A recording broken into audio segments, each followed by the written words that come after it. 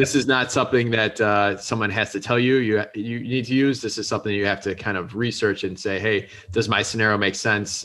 For a fee, I'll have someone like Kevin do a report for me that will break down these advantages, and then my CPA will kind of follow that roadmap. I just want to make sure our listeners are understanding where you come into the picture and as an overall kind of 30,000 foot view. Yeah. So I come in, if I'm getting brought in, it's usually referrals at this point. But if I meet someone, an investor, and we start talking and they're interested in what I do, what my firm does to garner interest with prospects is we'll do a free analysis. Okay, so we'll say, what kind of property do you have, Mr. Jones? Oh, a multifamily. When did you buy it? Oh, June 8th of 2010. Okay. What did you pay for? What was the purchase price? We get these 4 data points, address, property type, purchase, acquisition date, and purchase price. And I could run an analysis at no cost. And that's where we really show, based on the data you've given me, we're going to conservatively estimate we could create a depreciation expense, right? So again, fancy term for write-off of X based on the data you've given me. And again, the reason it's called accelerated depreciation, we're just taking parts and pieces of a building off a 39-year schedule and putting on a 5, 7, or 15. So whatever their value is, we're dividing it by a lower number, and it's increasing their value there. Yep. So Kevin, let's say we get one of those reports. Here, let's use like a tangible example, because you've done a few of these for me. Sure. I gave you one that was a 4 unit, which it really aligns nicely for a cost seg. It was like, $50,000 net present value savings, and then compounded, it was like, hundreds of thousands of dollars. Right.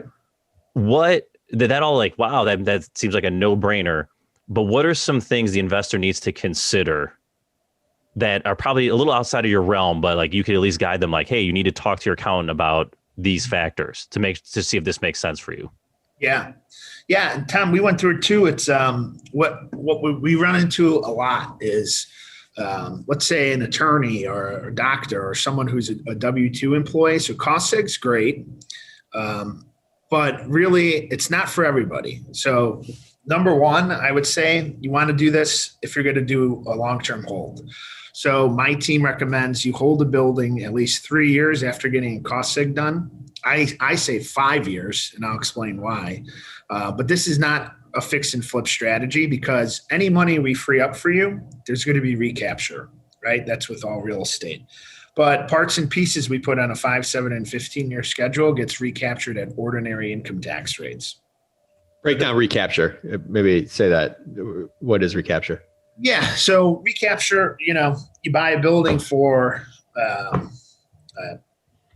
Tom, what's one of your buildings? 500,000. And you sell it a few years later, you flip it or do any of that, you're going to get some recapture on the value of the asset, the difference of the value you've created. And so what we're saying is when you take interior doors, some movable walls, decorative building elements, carpet, flooring, that's on a 5, 7, or 15-year schedule. When you sell, those are going to be recaptured at, if you're in the highest tax bracket now, 37%. Or I don't know with this new administration, but it might be 39.6% again, it looks like.